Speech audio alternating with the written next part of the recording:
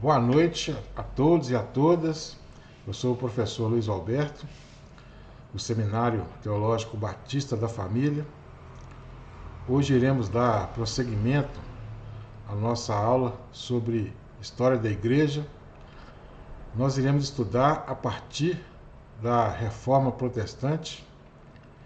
E neste capítulo, que é o capítulo 3, nós iremos falar sobre as principais causas da Reforma Protestante, ou seja, os fatores que contribuíram para que a Reforma Protestante acontecesse. Na introdução, iremos falar do contexto histórico da Reforma, também iremos falar sobre a corrupção na Igreja medieval, a transferência do papado de Roma para Avignon, cidade francesa, a visão dos historiadores católicos, dos historiadores seculares e protestantes a respeito da Reforma, fatores sociais, sendo eles os políticos, econômicos, religiosos e intelectuais. E iremos falar também do ponto culminante da Reforma, momento em que Martinho Lutero pregou as suas 95 teses lá na porta do Castelo de Wittenberg.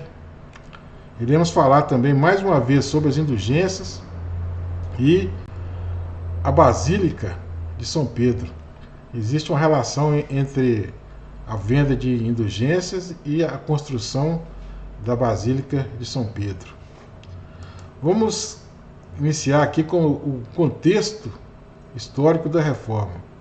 Vamos falar do início, quando surgiu a Igreja do Senhor Jesus Cristo, a Igreja primitiva, lá em Atos 2, perpassando ali pela Igreja Apostólica, depois os pais da Igreja, e até o momento que Constantino ele se converteu ao cristianismo.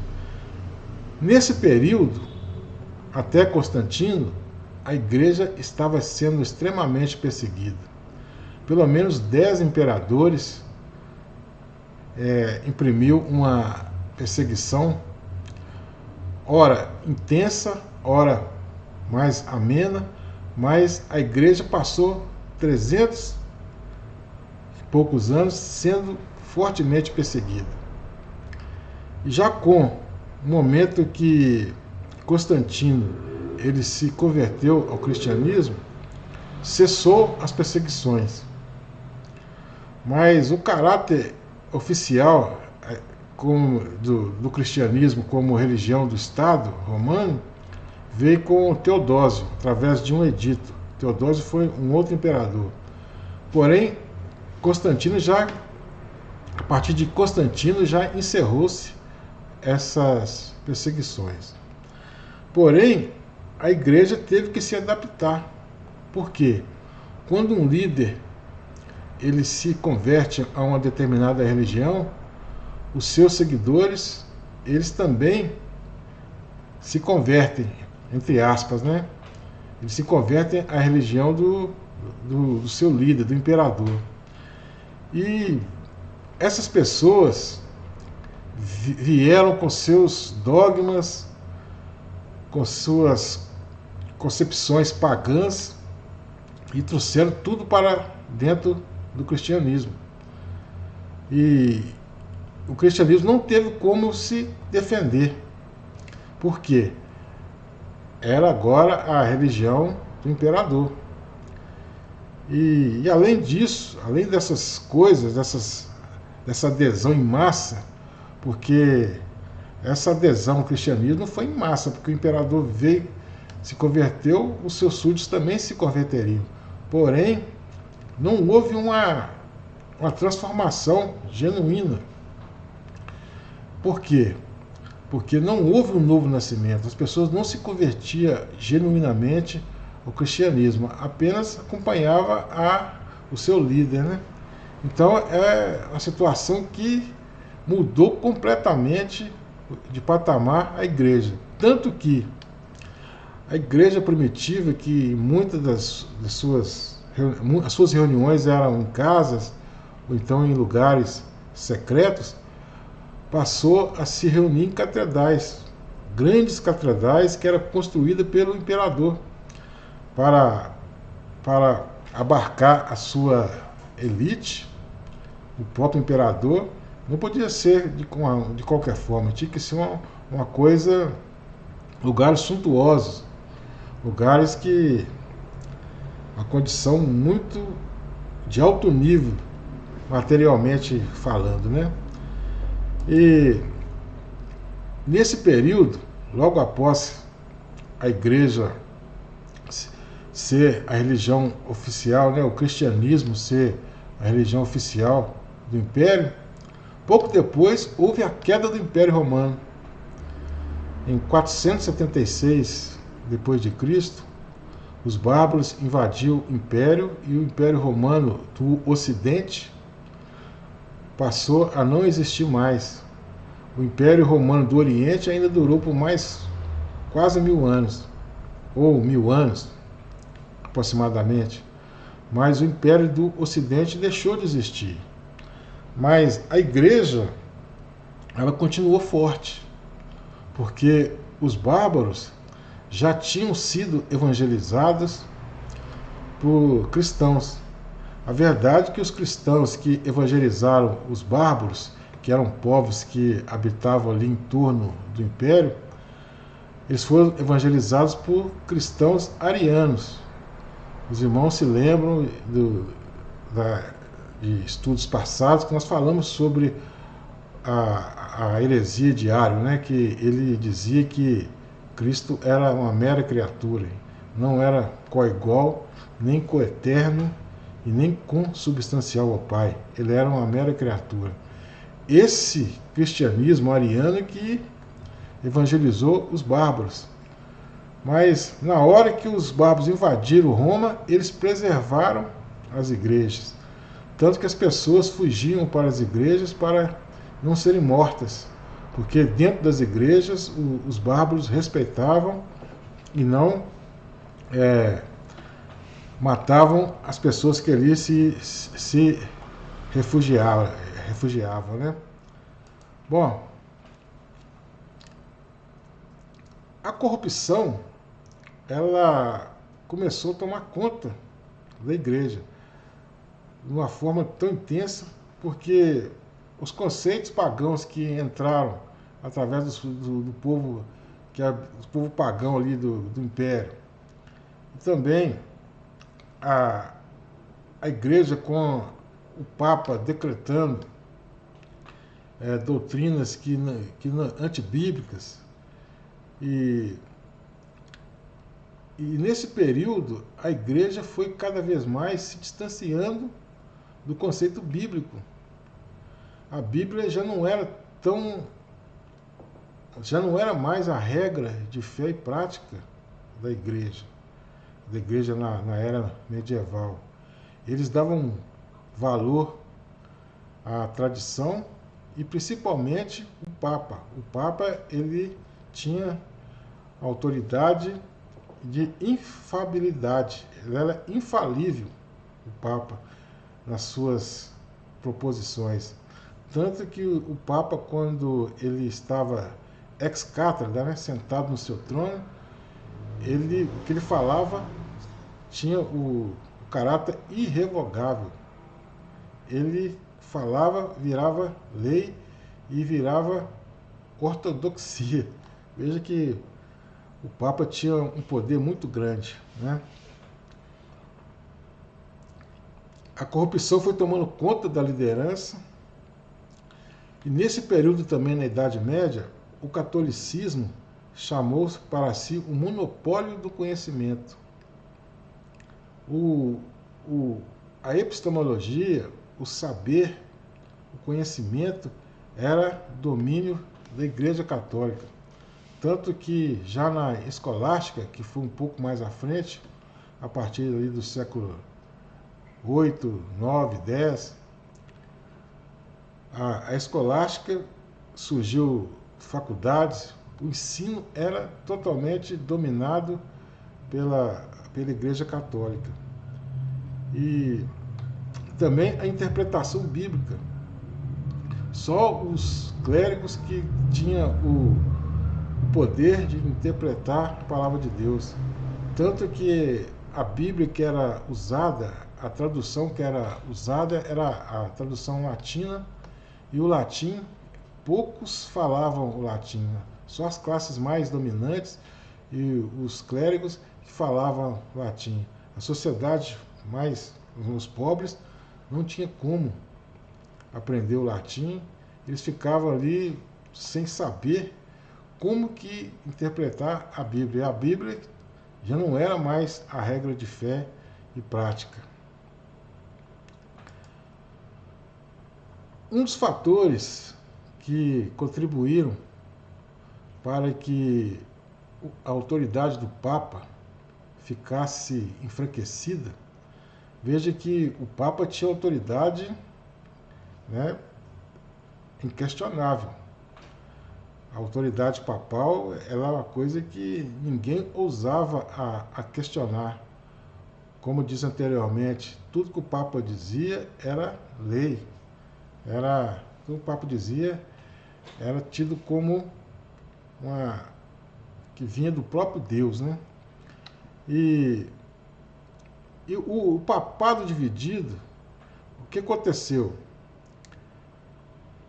Houve um Papa que ele, a contragosto, ele foi para Avignon, na França, uma cidade francesa, e ficou lá por 70 anos.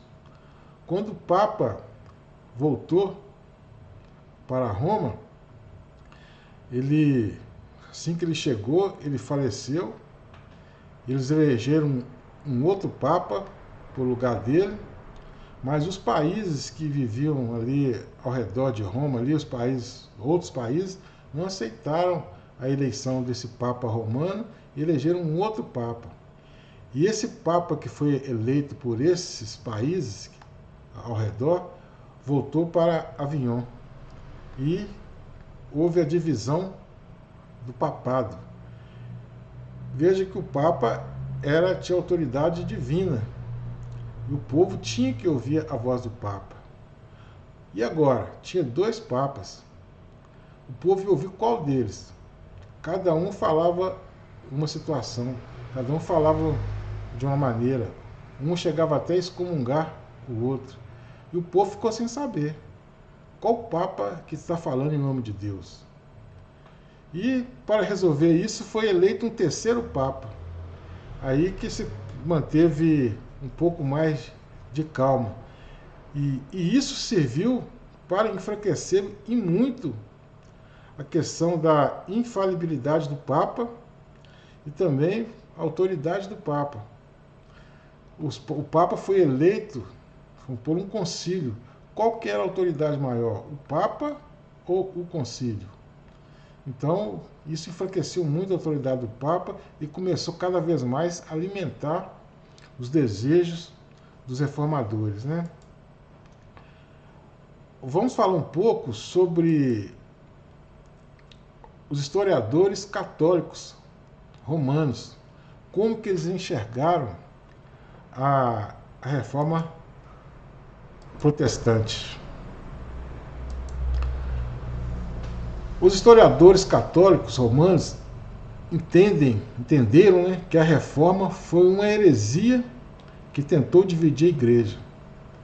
Para os católicos, para os historiadores católicos, a reforma de Lutero serviu era uma heresia. E até hoje eles entendem que era uma heresia e que Lutero teria dividido a igreja por vontade pessoais, vontade de se casar.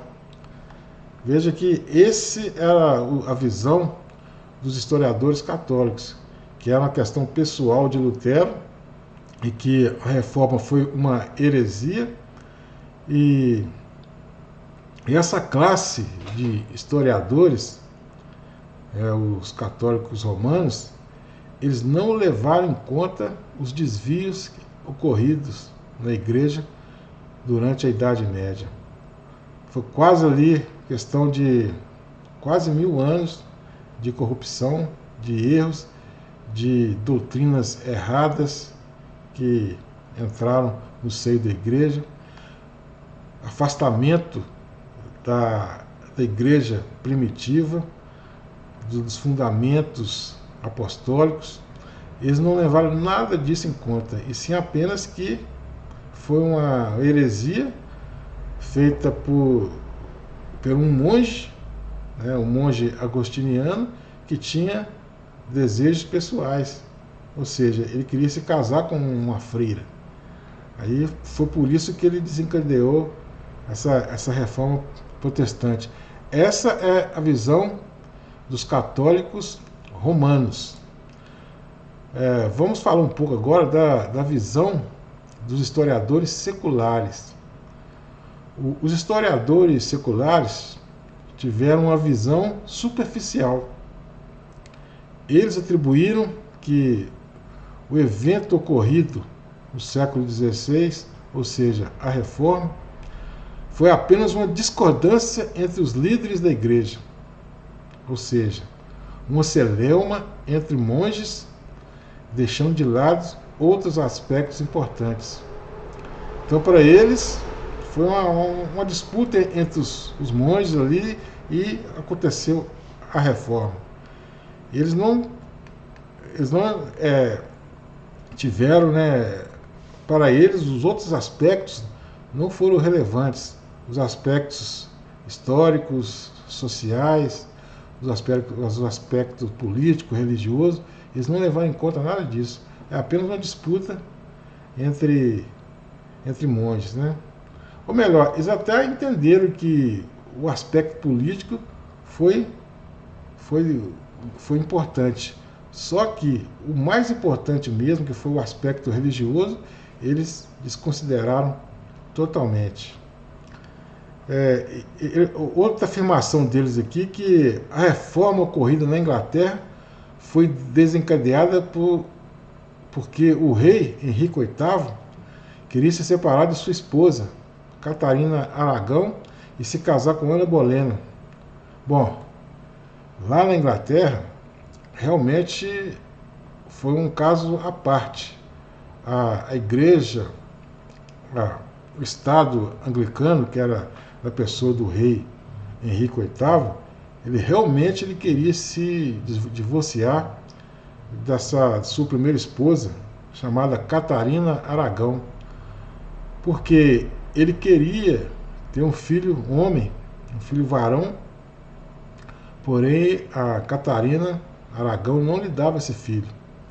E ele queria casar novamente com uma outra esposa, para que ela pudesse dar a ele esse filho varão. E a Igreja Católica, ela não aceitou em dar o divórcio ao rei, porque nem tanto por questões religiosas, e sim por uma questão política, porque Catarina Aragão era parente de um outro rei daquela localidade.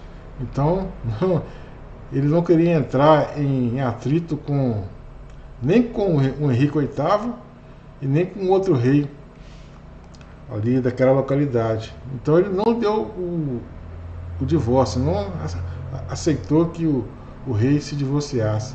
Aí o rei Henrique VIII, ele rompeu com a Igreja Católica, chamando para si a autoridade da Igreja, que seria a Igreja Anglicana, e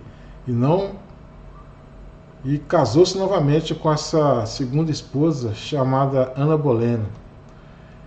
E o interessante aqui é que, com o passar do tempo, a Ana Bolena também não deu ele um filho varão, e ele, Henrique VIII, acusou Ana Bolena de ter o traído e mandou cortar a cabeça dela. Então, esse rei Henrique VIII não era fácil, não. Ele matou a sua segunda esposa, ele casou outras vezes, mas a Ana Bolena, ela teve sua cabeça cortada e acusada de adultério. Já os historiadores protestantes, eles interpretaram a reforma como um movimento religioso. E certamente esse foi o principal movimento, sentido, né? O movimento religioso foi o principal a respeito que desencadeou a reforma. Esse é um entendimento correto, né? Porém, a interpretação tende a ignorar fatores econômicos, políticos e intelectuais que ajudaram a promover a reforma. Então, o movimento religioso, o fator religioso foi importantíssimo. Porém, houve outros fatores que desencadearam a reforma. Fatores econômicos, né, políticos, intelectuais, e que ajudaram a promover a questão da reforma protestante. Não foi só religioso. O Lutero, quando ele viu que os dogmas da igreja, os rituais da igreja, na Idade Média ali, ao longo do tempo, ela oprimia muito as pessoas. As pessoas tinham que se penitenciarem, fazer sacrifícios para obter salvação, principalmente a questão de indulgências, que é pagar favores para Deus para obter a salvação. E Lutero, ele, observando ali a carta de Romanos, ele viu que lá dizia que o justo viveria pela fé. No capítulo 1, né, diz que o justo viveria pela fé. E aquilo que a salvação é pela graça mediante a fé. Então ele tirou toda aquela condição de que ele teria que fazer algo para obter a salvação, e muito menos pagar pela essa salvação. E esse foi o principal motivo em que ele pregou ali as 95 teses, né? O principal fator religioso. Os outros fatores serviram para complementar o fator religioso. Vamos falar agora de um outro fator, o fator sociais, né? O fator social. O autor da obra Cristianismo através dos séculos, a respeito dos fatores sociais, afirmou que, veja bem, vamos ler essa passagem aqui, para essa citação, né, para que nós possamos entender um pouco melhor. Por volta dos anos 1500, os homens estavam ascendendo por força dos negócios a níveis sociais mais elevados. Estava surgindo aqui, irmãos, uma nova classe, né, a partir de a classe burguesa, né, a burguesia já estava consolidada, surgindo não, já estava consolidada, né, e por força de negócios a níveis sociais mais elevados. Então a burguesia, ela já estava ficando rica. A burguesia surgiu ali durante a Idade Média, nos lugares que era chamado burgos, que era do lado de fora das cidades muradas, né, nos burgos, e eles, as suas atividades ali era troca e vendas. Então eles começaram a ter o poder, né, ter o capital em suas mãos, e ficaram ricas e poderosas, né, a burguesia. A servidão, que era fator na Idade Média, durante o sistema feudal, ela estava desaparecendo. Uma nova classe média inexistente na sociedade medieval, formada especialmente por proprietários livres e pela nobreza do campo e pela classe mercantil, começaram a surgir. Em linhas gerais, essa classe média fortalecida apoiou as mudanças pela reforma no noroeste da Europa. Então, essa classe que estava surgindo, ela apoiou, né, até financeiramente, a reforma. Então, tudo isso é fator social. Então a reforma não foi só fator religioso, ou a briga entre monges, ou por causa de um desejo pessoal de Lutero, e sim por todos esses fatores que nós estamos narrando aqui. Outros fatores aqui, por exemplo, os fatores econômicos. Diante dos fatores econômicos, Keynes, que é um teólogo, afirmou que durante a Idade Média, a economia dos países da Europa estava apoiada na agricultura. Assim, o solo era a base da riqueza. Na Idade Média, no feudalismo, quem tinha o poder eram as pessoas que tinham terra. E veja bem que a igreja era uma grande proprietária de terra. Então, a riqueza estava baseada na terra, na agricultura. Porém, por volta de 1500, ressurgiu as cidades e a abertura de novos mercados, descobertas de fontes de matéria-prima nas terras descobertas. Houve ali, a partir de 1500, houve as grandes navegações e novas terras foram descobertas e extração de ouro e de metais preciosos também é um dos fatores econômicos que ajudaram também a reforma protestante. Inauguraram a era de comércio que a classe média mercantil tomou frente da nobreza feudal na liderança da sociedade. Então veja que esse fator econômico também fez com que a reforma acontecesse. Estava cada vez mais sendo enfraquecida o sistema feudal e, através das grandes navegações, começar a se abrir cada vez mais os horizontes, e a reforma foi um fator econômico que desencadeou a reforma. Os fatores políticos também, veja bem que não foi só um fator, foi vários fatores. O teólogo Keynes, no seu livro História do Cristianismo através dos séculos, analisou o fator político da seguinte forma: o conceito medieval do Estado universal estava dando lugar a um conceito de nação-Estado. O Estado, a partir do declínio da Idade Média, começaram a organizar com bases nacionais. Começou a deixar de ser ali aqueles feudos e começaram a surgir os países. Isso também ajudou politicamente a reforma protestante. Bom, esses aqui foram os fatores, né?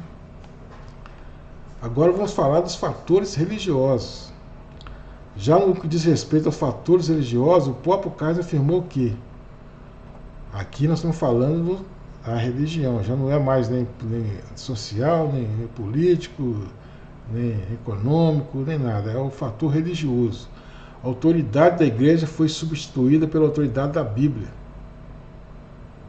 O Papa já não tinha mais autoridade, mas sim a Bíblia. Qualquer indivíduo poderia ler livremente a Bíblia, coisa que a Igreja Católica proibia. O crente individualmente seria agora o seu próprio sacerdote. Aqui já é o conceito lá do sacerdócio universal do crente. E o mentor da sua própria vida religiosa. Ele que queria ler a Bíblia, interpretar a Bíblia e dirigir a sua vida religiosa. Ele, em comunhão com Deus, depois de aceitar seu Filho como Senhor e Salvador de sua vida. Essa é a citação do Keynes. Ele fala que esse fator religioso foi o fator mais importante que desencadeou a reforma protestante. Ainda tem aqui os fatores intelectuais, né, que as transformações intelectuais provocadas pela Renascença, que nós já estudamos, né, ou o Renascimento, novas fontes do saber, pessoas que começaram a ver que a vida não era somente aquela questão que era aquela repressão da igreja medieval, e sim que a vida era bela, começou a aparecer as artes. Então houve também esse fator intelectual que também desencadeou a reforma protestante. O ponto culminante da reforma, aqui está ponte não, mas é ponto culminante da reforma. Martim Lutero, na verdade, não queria dividir a igreja. O seu desejo era de reformar a igreja, de dentro para fora. Lutero era um monge agostiniano e sua vontade era de fazer a igreja voltar aos princípios bíblicos. Ele era contrário aos ritos que a igreja praticava, principalmente as indulgências. Aqui nós voltamos a falar das indulgências. Fator que desencadeou, né, o fator religioso principal desencadeado aqui foi aquela venda de indulgência. A pessoa comprava a salvação.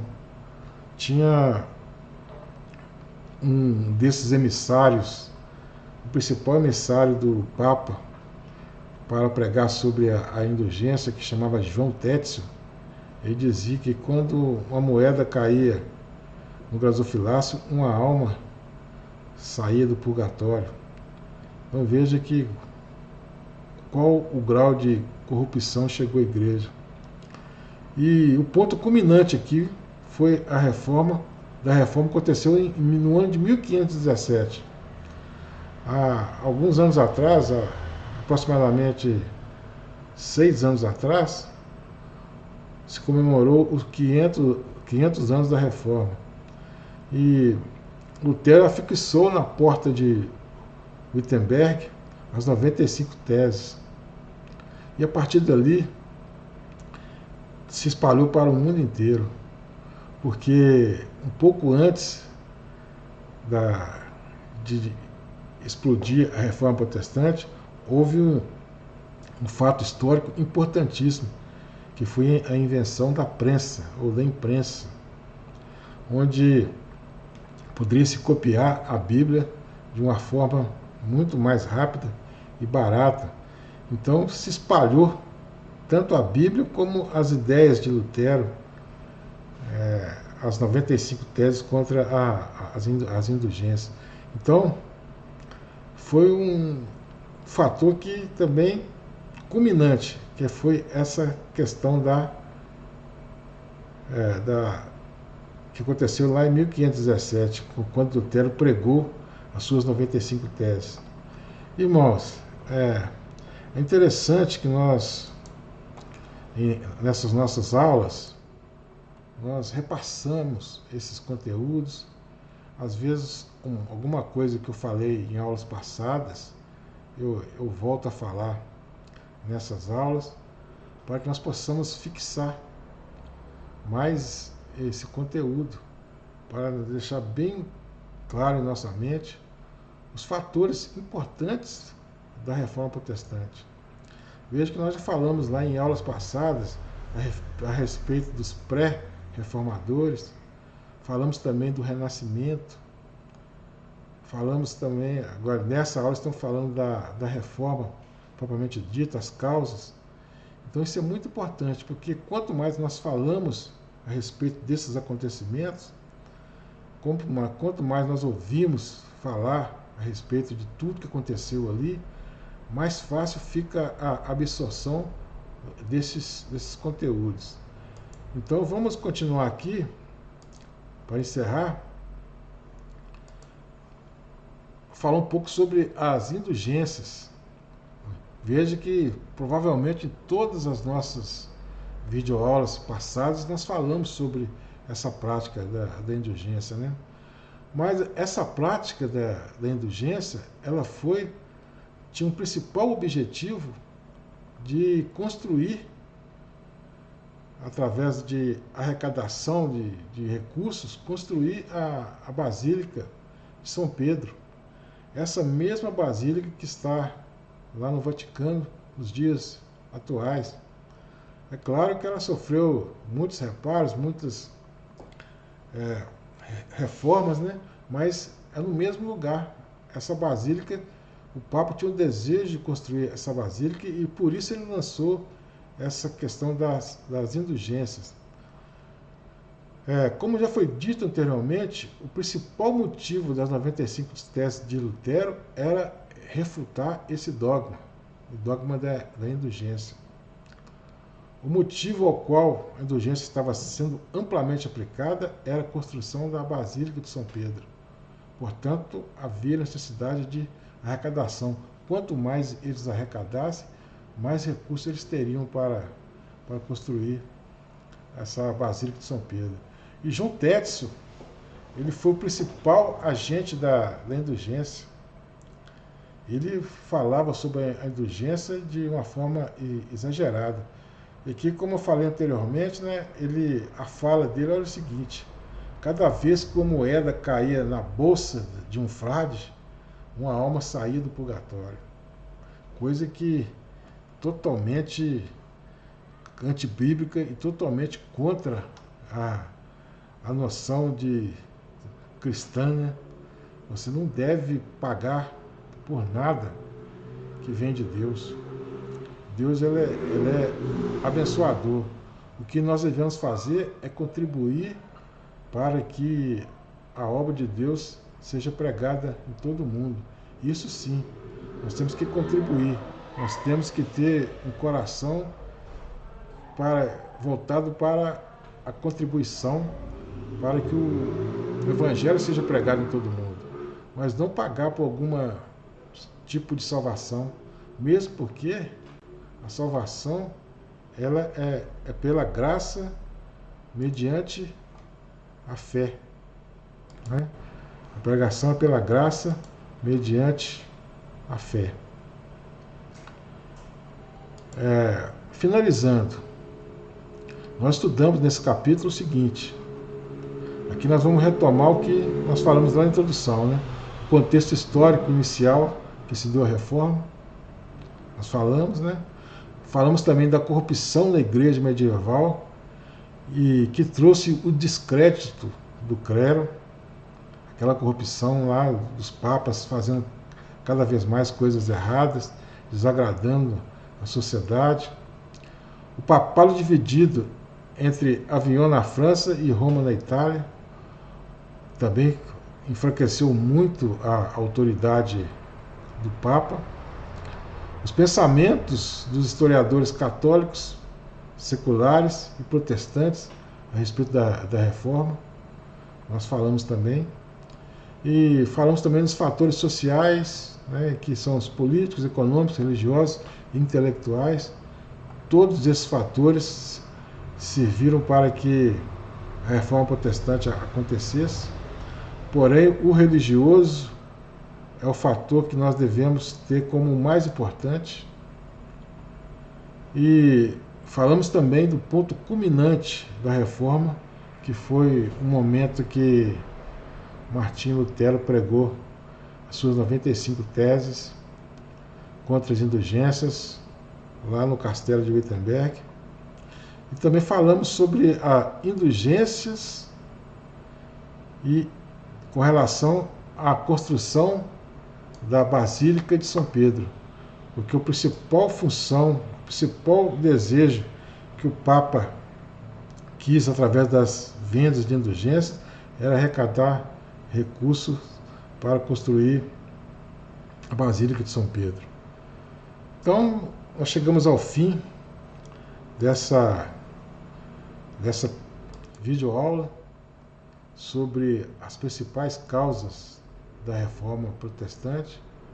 Hoje foi um conteúdo bastante denso, mas é interessante que a gente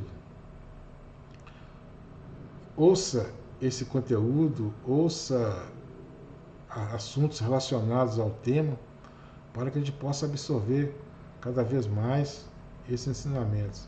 Mais uma vez eu volto a afirmar, quanto mais você escuta, você lê sobre um determinado assunto, mais você absorve o conteúdo e com mais facilidade você consegue repassar esse conteúdo para outras pessoas. Bom, eu agradeço a todos aí pela a paciência, fiquem com Deus e até a próxima videoaula e fiquem todos na paz do Senhor Jesus Cristo.